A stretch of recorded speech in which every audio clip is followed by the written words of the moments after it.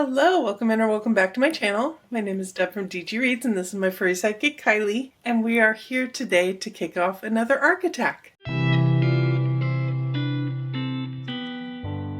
If you're not familiar with my Arc Attack series, basically this is just my excuse to keep up with some of the really highly anticipated reads I have where authors or publishers have given me advanced copies of their books to read and review. As I'm filming this, I have just wrapped up the final book for Arc Attack episode 9. That makes this episode 10, and I can't believe I've been doing 10 of these already.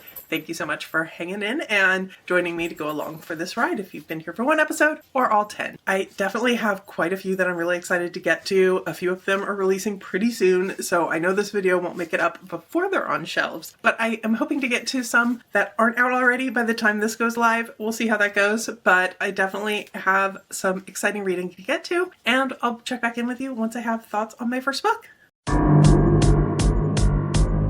Okay, I have started Parents' Weekend by Alex Finlay. This is an upcoming release coming out on May 6th, and I have a gifted copy from Macmillan Audio. And this is an author I've very much enjoyed in the past, so it's been a highly anticipated read. This is the one where if you saw my last Arc Attack, I was really trying to get one more book in, and I just couldn't do it because I wanted to get to this one so badly. So I am pleased to be starting this Arc Attack off with this book. In this book, we are following a bunch of college students and their parents for Parents' Weekend. This is set in a small town in Northern California, Santa Clara, which I know quite well from people who live there. But it is set at the small university there, and the parents of 4 of these kids are meeting up for a dinner, and they are meant to be meeting their kids there, but the kids never show up. They decide to have some drinks, have some food. Some of the parents are more worried than others. We have one of the parents in this group is at a high position at the State Department, I think it is, and has had some death threats and some history with things being directed at her child. We've got parents who are in a messy divorce. We've got parents who are arguing. There has been a lot of drama going on with these adults, and that leaves some of them more worried than others when their kids just don't show up for dinner. The school has recently had a student death, which makes them even more concerned, and they call in an FBI agent who's new to the area to come in and help out because their usual person is on leave. So we're following multiple POVs in here. We're following some of the parents. We get glimpses of the kids starting right in the prologue where these kids are all kind of huddled together. They feel a sense of danger. They're worried about what their parents are going to find. Are they going to find their bodies? What's going on? And we get little snippets of the kids. Mostly we're focusing in on the adults and the FBI agent who is investigating and learning a lot about this. I sat down to read this morning. I put the audiobook on while I was doing some crocheting, and before I knew it, I was at the 50% mark and I had to stop and switch books because I had a puppy in my lap and I couldn't get up to go film. So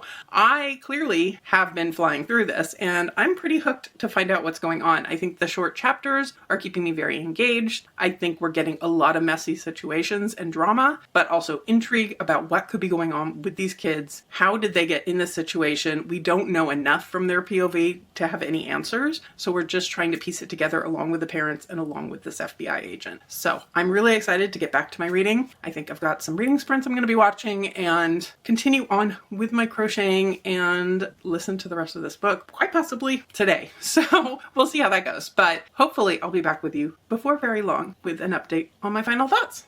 I've now finished Parents' Weekend, and I had a good time with this one. I can see why it might not work for everyone. It's definitely a lot of family drama and people doing bad things and people you're not sure if you want to root for or not, but it kept me very hooked. It was a super easy one to just keep wanting to listen and read and keep going, and I literally finished it in maybe 12 hours or so, which, considering I was filming something in the middle of that and participating in a live show and some sprints and stuff in the middle of it, really makes this truly a popcorn type read where you just fly through it. And did it necessarily have a lot of substance to it? Maybe not, but I was intrigued. I wanted to know more. There were definite stakes. It's not a happy ending for everyone, and I really liked that about it. It was also really interesting just being set in a city that I know quite well from people I know living there. And the author does mention at the end that his son is a student at the university he references in here. And he promises that the school is not really like the one in the book. The administration, not exactly like what's in the book. The campus is what he based in reality. But there's a lot of things also like being really close to the coast, which I know the city takes a bit of a drive to get to the beach, and things like that, that he definitely did some things for plot convenience, but still it was fun to have a recognizable city going on in here. So in the end, I gave this one a really strong 4.5, I think. I had a few quibbles, maybe here or there. I'm not sure it felt like a full 5-star read, but the fact that I couldn't put it down, that it kept me this hooked when I've honestly been kind of struggling to stay entirely invested in any given story. I did round it up to a 5 on my Goodreads, I think. So this is one I had a lot of fun with. I'm really glad that I got to it before it actually hits the shelves. I know it'll already be out by the time this arc attack goes live, since this is book 1, but I did want to make sure I shared my recommendation for it. So I've already started my next arc. I'm not far into it, so I won't tell you about it just yet, but I will be back really soon with updates. And if you hear crinkling, that's because Kylie is having her morning coffee, aka coffee dog toy. It has a ball in the middle of it, and she hasn't quite torn through enough to get the ball out, so she's putting a lot of effort into it. So I'm gonna go get some real coffee and keep reading, and I'll be back hopefully later today with some more updates for you.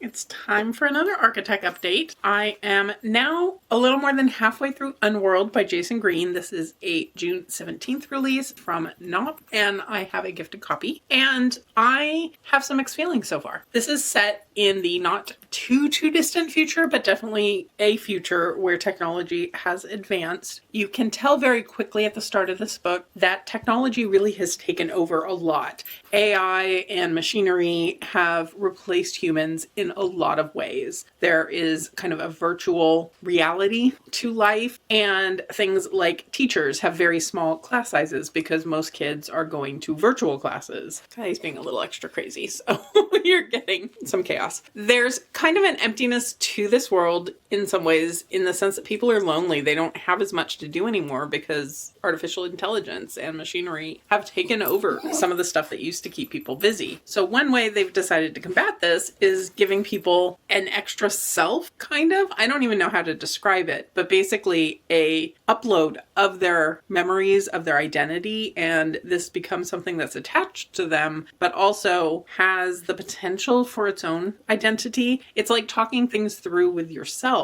or giving yourself tasks to do, but it's a separate self. You can kind of have conversations and hear the voice of this other self. It's very hard, obviously, to kind of describe what exactly is going on in here. I went in without having read the synopsis because all this says on the back of the book is what happens to the soul when it's splintered by grief. Where does love reside except in memory? How do you escape from your own mind? So I did just now look up the synopsis to see how much is actually in the synopsis versus how much would be considered spoilers. And the synopsis is very clear. There's 4 POVs in here. One of them is Anna, and she is a mother grieving the loss of a son, and she doesn't know if her son killed himself or if it was an accident. And then Aviva is her set of memories, her upload, and they are introduced together for a little bit in Anna's portion, but then there is a separation between them that I think the synopsis says a little bit more than I personally would have wanted to know. So I'll leave that more vague, I think. And then we're following the son's best friend who was there when he died and who saw what happened. And we see her briefly in Anna's portion at the beginning where she is very understandably distraught. I want to say she's like 17 or 18, somewhere around there. And I did see that she's going to be my next POV to read. And then there's also this woman, Kathy, and she is the part 2 person. Part 1 was Anna, and I really did enjoy getting to learn about the world through her and what she's looking into in terms of what uploads have in terms of rights and all of this.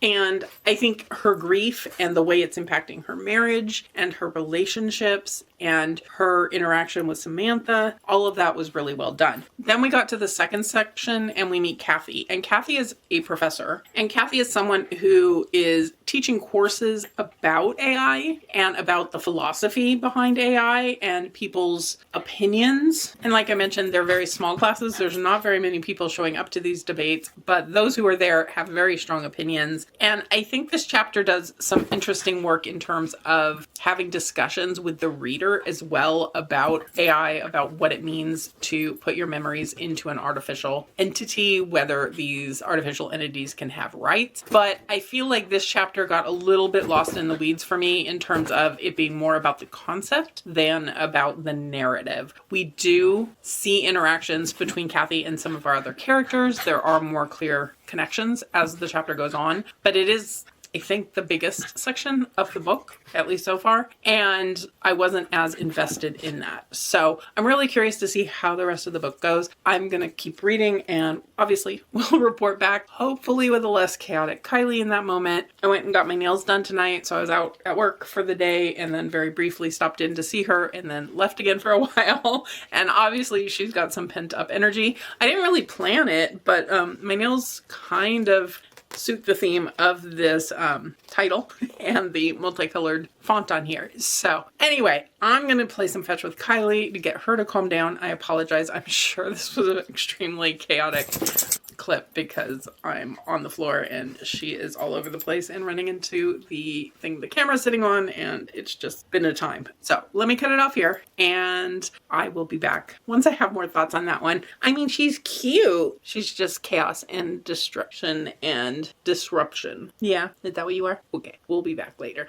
I am back with some updates for you. I have kind of a awkward probably camera angle just because this has been a weekend of furniture moving and furniture delivery, and everything is kind of not where it's supposed to be, so I don't have a tripod set up in the right place to actually film in front of my bookshelves like I normally would. But this is my first clip being filmed on my new sofa. If you can see, Kylie's over here napping. She's had a chaotic weekend too. There actually is a vlog of this weekend, which was not all about the furniture, but that definitely featured as part of it, and the chaos of indie weekend and all that. So anyway, that one will be up before this, but I did want to provide some updates. I have just now finished UnWorld by Jayson Greene, and this one took me a while to get through, partially because it was print only, and this weekend was definitely a weekend where I really only had the capacity to read audio, and also I was doing kind of a weekend challenge over the weekend in the midst of my chaosness, and therefore this one did not fit that. I'm not sure how I felt about this one. I think every time I sat down to read it, it actually was very engaging and interesting. And from that standpoint, I did like it. But I think it's one of those books where it comes down to it was more interesting in concept and the world and all of that in it than necessarily the narrative itself. Like, it was really easy to put down, even though I liked a lot of elements of it and I wanted to finish it. But at the same time, it didn't fully hook me. So as we're going through this, and as I talked about, I think in the initial clip, the point of view changes and we're getting different elements. The title, this UnWorld concept, is something we hear about early on, but I don't feel like it was as fleshed out as I wanted it to be. And maybe that's not the point. The point was more about the grief and the loss of this son and this friend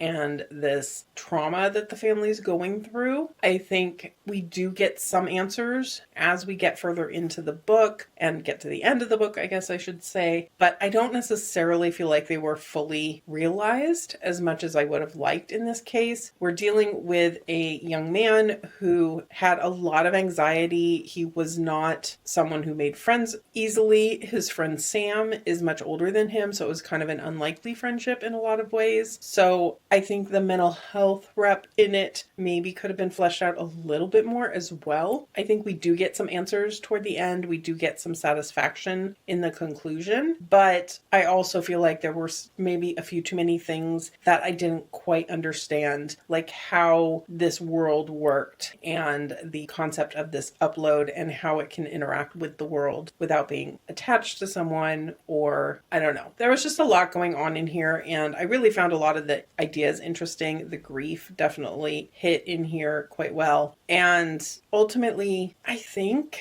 I'm landing around a 3, maybe a 3.5, just because it didn't do everything I wanted it to. It didn't flesh out everything I wanted it to. I think the writing was fine. This is the author's fiction debut. I think they have a nonfiction book that they've written before, so I would be curious to check out more from them in the future. But for now, that's for this one. And then I actually have started my next arc. So the next book that I'm reading is The Bachelorette Party by Camilla Sten, and this one is due to come out on June 10th, and I have a gifted audiobook from Macmillan Audio, and this one starts with a bang. It has a group of 4 young women. They do an annual kind of trip to an undisclosed location to everyone but themselves, and the idea is to go to this very remote location on this island and dance and drink and just have fun and celebrate their friendship. This trip, however, doesn't go according to plan, and all of the women are killed in the prologue. And then we jump to 10 years later, and we're following Tessa, who is part of another group of girls about to go out on a trip, but this time it's to this very new, very exclusive resort, and it is on an island. And Tessa is someone who has been obsessed with true crime, including the story of the 4 women who, as far as anyone else knows, went missing 10 years ago. We know that they were killed, but their bodies were never found, and there's been a lot of theorizing. Tessa's theory is that the island where she's about to go to this resort is the island where these girls were killed, or at least close to it. And she's a little wary about going on this particular trip. Her true crime podcast has not had the best of luck in recent days, and things have kind of gone wrong, and she's out of favor with the public. And this could be the story that could make or break her career, her future, everything. The island is extremely isolated. The rules of the resort are that you turn all of your electronics over when you check in. The woman who is running this resort, who has created this resort, is actually the sister of one of the women who went missing or were killed in the opening chapter. So this is another reason why Tessa thinks there's some sort of storyline here that she can find and answers she can get. Aside from the people she's on this trip with and the woman who creates the resort, there's just one man on the island who is the chef. And she starts poking her nose into things and feels like there's something shady going on. So the opening of this, like I said, starts with a bang. It hooked my attention really quickly. The story of Tessa and what exactly went on with her podcast, I'm very intrigued by as well. I think the intrigue is definitely there. I am not sure there's a storyline because one of the women in the opening chapter, we quickly find out at that time as the book opens that she's pregnant when she is killed. And this is something that comes up in flashbacks as the story goes on as well. And it's just not the type of thing I necessarily gravitate toward in a thriller horror type of read. So I'm not sure how I'm feeling about that. But in general, I'm very intrigued. I think the women and their relationships, Tessa's sister's there, the bride-to-be of this bachelorette party is a best friend of hers, an old friend of hers, and I think there's some interesting dynamics between the different characters, and I am definitely interested to keep reading. So I will let you know once I finish this up and what my final thoughts will be. I finished up The Bachelorette Party, and in general, I really enjoyed this one. It did a good job of keeping my attention. I think the tension between the women and between the different dangers on the island worked quite well for me. There's definitely some distrust of other people and maybe not knowing people as well as you thought you did and questioning motives and what's going on here. Ultimately, I think don't read the synopsis because I went back and reread the synopsis and part of it kind of spoils what's going on here, I feel like, and I'm glad I hadn't read the full synopsis going into the book, so that would be my recommendation there. I do really like that there are consequences, and it's not a happily ever after everything is perfect by the end of the book type of thing. It does go into the trauma that has happened and some of the consequences of that and the ongoing consequences of that, which were appreciated. I did guess little pieces of what happened, but missed some of the big things, and that also could be just busy weekend weekend tired brain. But it's always kind of fun when you're just kind of going along for the ride with one of these types of thrillers and keeping the brain turned off from overanalyzing everything and just kind of wondering what the heck is going on. What are the motivations? So I would look into trigger warnings for this one. Like I mentioned, there is the death of a pregnant woman, and that whole pregnancy situation does come up a few times in here, and there are probably a few other things that might pop out as trigger warnings that I'm forgetting right at this moment because it's early in the morning the day after and it's Monday. But overall, I think this one's getting a solid 4-star for me. I had a good time with it. This is an author that I have generally enjoyed. My one complaint with the first book of hers that I had read was that there were some issues with the mental health and the medication and the portrayal of mental health that I did not appreciate. And I think in here, it's handled much better. And there is some reasonable sounding, as someone who doesn't have post-traumatic stress, discussions of what that trauma looks like. So in this case, I think it is handled much better. So with that, I will go ahead and leave this book here and move on to my next arc. I'm not sure the last time I updated the arc attack, but it is now May, which means we are fully in Escape the Readathon mode. This is the competitive readathon hosted by Lexie with Books with Lexie for the entire month of May. And one of the prompts that I needed to read for required me to find a red book. So I picked up and finished yesterday Whack Job, A History of Axe Murder by Rachel McCarthy James. And this is due out from St. Martin's Press on May 13th. And like the title says, or the subtitle rather, this is talking about axe murder. And I think if you go into this expecting a really detailed history story of axe murder, you're not necessarily going to get there, but I have found it really engaging and really interesting. The author goes back into history and kind of the history of the axe and possibly things that are theorized as early axe murders in ancient history where there's just,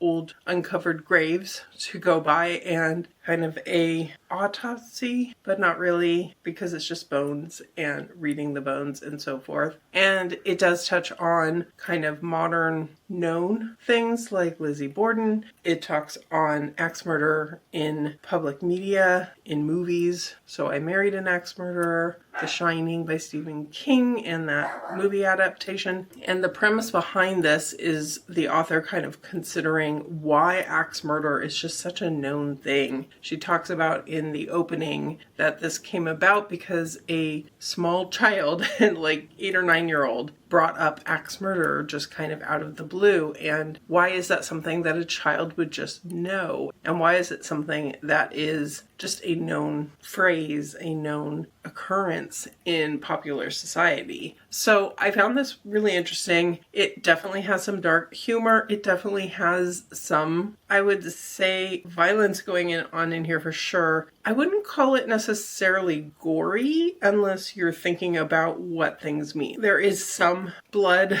just by the very nature of the topic, but I wouldn't say it's needlessly overly gory, if that makes sense. So overall, I've had a good time with this, and I have looked at a few other reviews and people are complaining about the humor in some places, and I think it does tick a box for a very dark humor, and if it works for you, great. If it doesn't, it doesn't. It worked for me. Other people are saying that they didn't really feel like there was a lot of cohesive definitions and explorations of how things go together.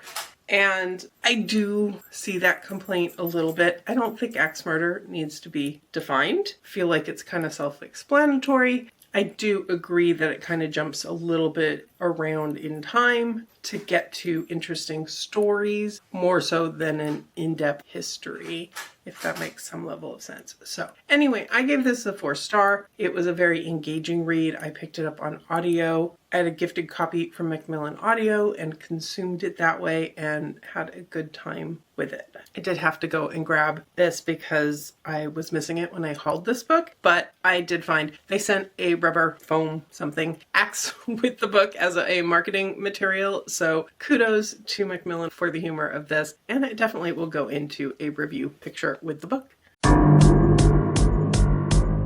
And then after I finished that book, I decided to pick up my next arc. I have another one that I'm reading on audio and in print, so it was perfect to kind of read on my commute home last night, and that is Hidden Nature by Nora Roberts. This will work for another prompt that I could be reading for, and it's one I've been really eager to get to. And this is a gifted copy that I received from St. Martin's Press, and I have the audiobook from Macmillan Audio. I'm currently about 34%, so about a third of the way through, but it was a natural stopping point because I'm about to get into part 2, and I figured I'd do a quick update so I can just go ahead and hopefully binge a lot of this today on my way to work and on my quest to do some really, really mindless things I've been needing to get to at work that I keep getting distracted from, so we'll see how it goes. In this one, we're following Sloane, and she is a natural resources police officer. Yes. And she is out with her partner and best friend, as best I can tell, and they make a stop to get a drink, to use a restroom, to fill up on fuel. She goes inside to get the drink and gets shot, and it is bad. She is dead on the table, and if it wasn't for her kind of hovering around, seeing her body ready to let go, but hearing her partner tell her she needed to fight, she needed to come back, and she returns. It's a long recovery. She can barely lift herself up, much less walk, much less do anything else, and she's got a long road to go to be able to get back to work, to get back to a normal life, really. So she goes home with her parents to stay with them while she's recuperating. While she's there and kind of bored because she doesn't have much to keep her mind entertained, she does learn to crochet, appreciated that nod, and there's also a killer, or an abductor at least, in the neighborhood. And it's not super close to her, but she hears about this case. This woman went missing while prepping for Thanksgiving dinner, and it piques her interest. And from the synopsis, we know basically she's going down the road of investigating this on her own once she has the strength to do so. And in this book, we're actually getting the abductor's point of view. So we as the reader know what's going on. Sloane obviously doesn't. And you can see threads already at the beginning of this book. The other POV we get is, of course, going to become the love interest. I don't know at this point if they've actually met each other yet. If so, it was very brief. Her sister has met his brother, and the father has met both of them. I don't know that Sloane has met them. If so, I'm forgetting it. It wasn't that memorable, but you can see what direction this is going. This is very cozy, very family oriented. There's an adorable dog. There's a lot of support from the family. The brothers are great together, and I'm having a good time. It's not the type of book where I expect huge drama. I am intrigued to see how this whole mystery element of Sloane figuring out what's going on with this situation with the abductions is going to play out, especially since we have so much more information than she does. But I am so far really enjoying my time with this one, and we'll check back in once I have finished it.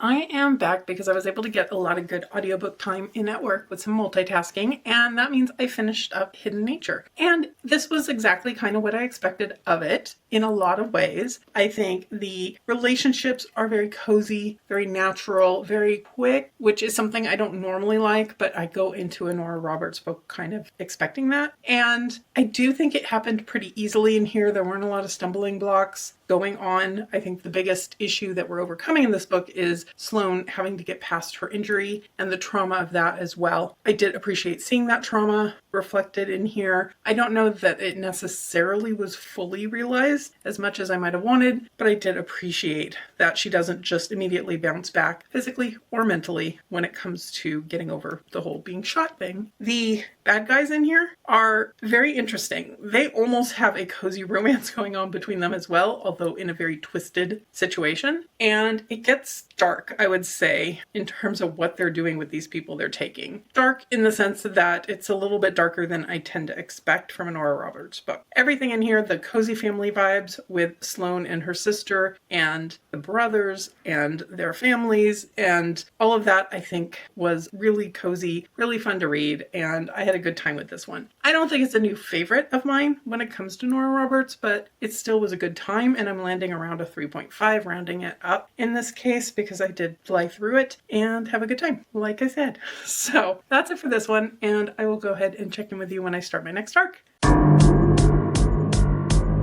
Checking back in with you because I have started and made it about almost to the halfway point in Never the Roses by Jennifer K. Lambert. This is a gifted copy from Bramble Books, and it is due out in July. I failed to actually pay attention to what exactly the release date is. I want to say July 15th, but I could be very wrong about that. So I'll try to remember to update you on that later. We begin the story with a retired sorceress. She's someone who has used her magic in the act of destruction, in war, in battle, and she's retired. She's not meant to be using magic anymore. She's all on her own. She's self-isolating, and she's lonely, but also seems to kind of like her life somewhat at the same time.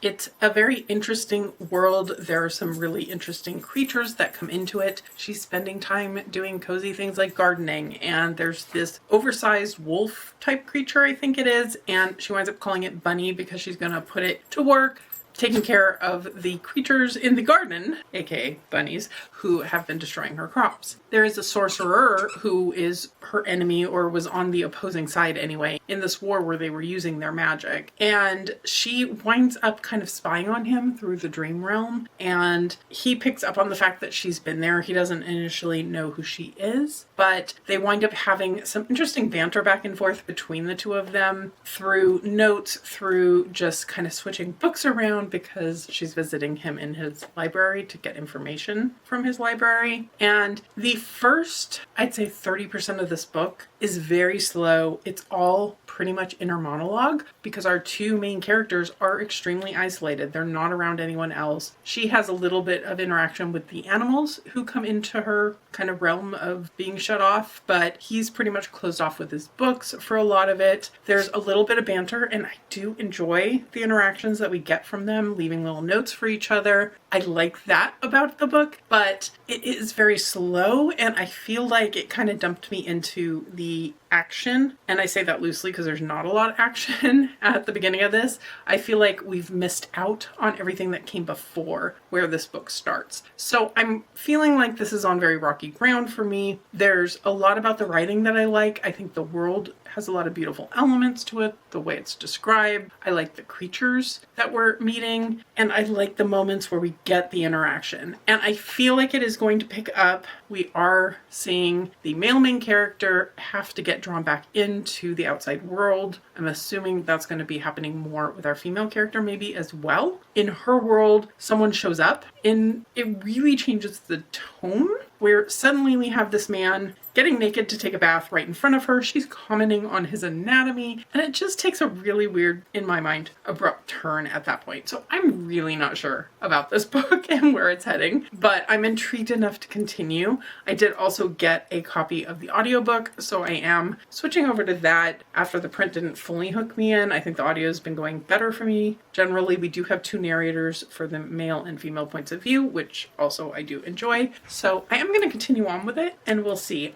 I don't know. I feel like it gave the comps of The Witch's Heart by Genevieve Gornichek, which I enjoyed, and Madeline Miller's Circe, which I also enjoyed. And I absolutely can see why those are comps, because especially with the female main character's point of view, they have a very similar sense of kind of isolation and being women on their own, a slow build type of story.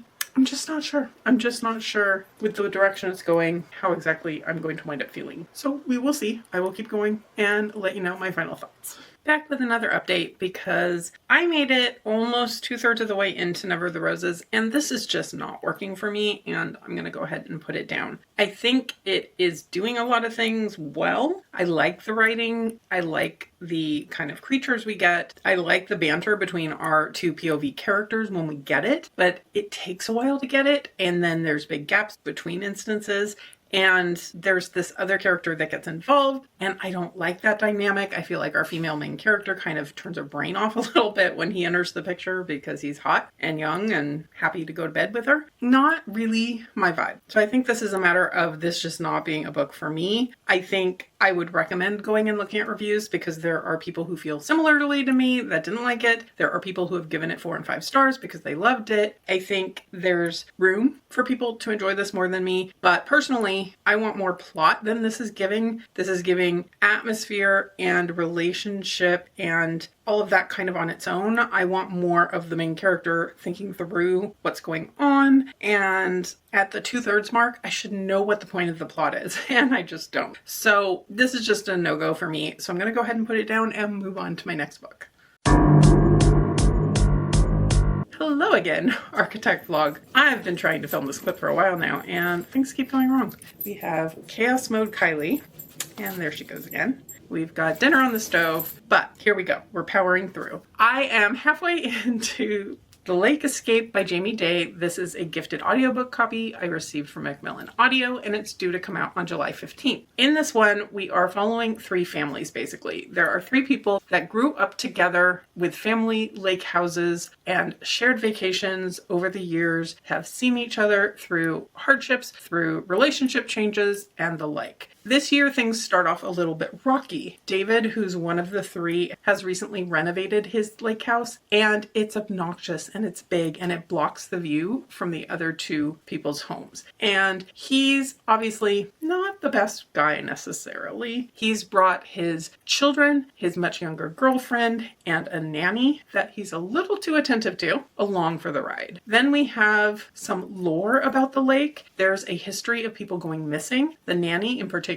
is very interested in true crime and very interested in the kind of history of the lake and the missing people. It turns out every 30 years someone disappears, and this is 30 years since the most recent disappearance. The point of view in here, we're switching back and forth between the different families, their relationship traumas, their family drama, their children's drama, everything else, and we also get the nanny's POV. And there seems to be some history potentially between the children of 2 different families, and the relationship that the guy has with his much younger girlfriend winds up causing some drama as well. She's a little wild, he's a little gross, and there's a lot going on in here. I am liking it well enough for what it is. At this point, it's mostly relationship drama. I'm not getting a lot of intrigue out of it, although there are things involved at this point in the story. I just double-checked the synopsis that it's safe to say this, but David's girlfriend went missing, so there is concern about whether she's the next every 30 years someone goes missing person, or if the fact that they just weren't getting along meant she took off for some reason but left everything behind. That has me a little bit interested, but I would say there's just so much going on in this book between all the different POVs. There's drama pretty much in all the families. We've got histories of cheating, we've got histories of mismanaging money, we've got sobriety issues, we've got just so much going on in here that I'm not sure how it's all really going to tie up together in the end, but it's a really easy listen. It's the type of book that if you enjoy kind of watching a train wreck happen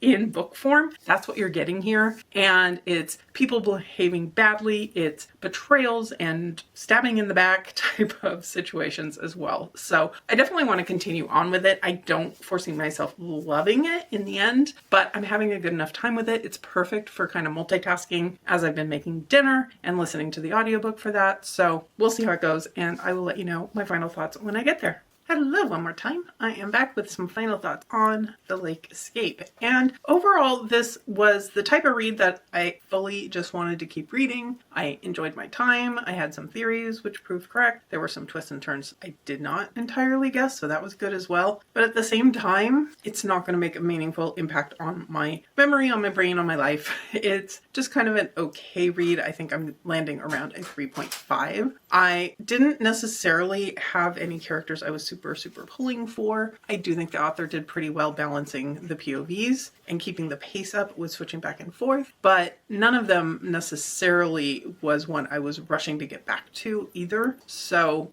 it didn't 100% engage me for such a kind of character, people, friendship kind of based drama based thriller. I think the author did a decent job of showing that he was their friend and this is a loyalty they had over time to him, even though he was clearly a skeezy kind of guy and not someone you would become friends with in the present day necessarily. I did find myself wishing that they called him out on things a little bit more than they did. There were some few kind of moments in the way he deals with his friends, with his nanny, with everything else. I think the things that he's involved in definitely call into question his guilt or not when it comes to his girlfriend being the one that goes missing. I do think there was another turn to it that I did not anticipate, and that one was a surprise. I go back and forth in my mind if it's something I feel like the author set up for or if it came out of left field. That I'm not sure about. I do think there's a lot in here to discuss. It would be good for a book club type setting, but in the end, it was a good time. It was an easy binge listen while I was crocheting and working on other things. So 3.5 is where I'm landing on it, although I think it's going to be around a 3 type of read. So with that, I am going to go ahead and wrap up this arc attack here. I had some great reads during this one and some that didn't quite work. So it was a bit of a mixed bag this time around. But as always, I have a lot of fun getting to these advanced copies, trying to get these reviews out and everything else. Let me know in the comments below, are any of these on your TBR or any of them on your radar, or what's an upcoming release that you're really excited for. And if you've made it this far and you don't have anything to comment, how about leaving me an emoji that works for a lake, because my last book was The Lake Escape. If you could hit that like button below, I would surely appreciate it, and subscribe if you're interested in more of my ARC reviews, more of my vlogs, and more of my bookish content in general. But for now, I'll leave you here and see you real soon in a new video.